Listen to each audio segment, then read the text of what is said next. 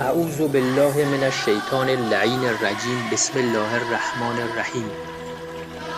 آیا دوست دارید که هیچ فقیر و گرسنه و عریان و مقروض و ستم دیده و اسیر و بیماری در روی کره زمین نباشه و هیچ جنگ و ظلمی در جهان نباشه و هیچ گمراه و گمراه کننده و مستضعف و کافر و ناصبی در دنیا نباشه و ریشه فقر و تبعیض و ظلم و بیماری و فساد و انحراف و گناه از روی کره زمین برچیده بشه و بالاتر از همه اینها کره زمین تبدیل به بهشت بشه؟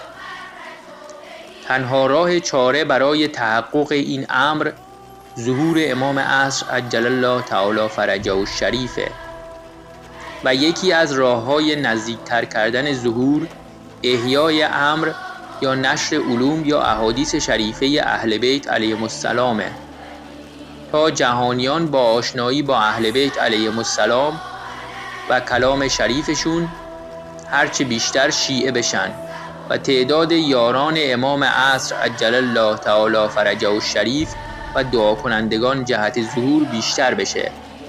حال چه کسی در این عصر بهتر و بیشتر و کاملتر از همه امر اهل بیت علیهم السلام رو احیا میکنه جز علامه الله یاری؟ پس کمک به علامه الله یاری یعنی کمک به امام عصر عجل الله تعالی فرجه الشریف و نزدیکتر کردن ظهور. تا حالا بهش کمک کردی؟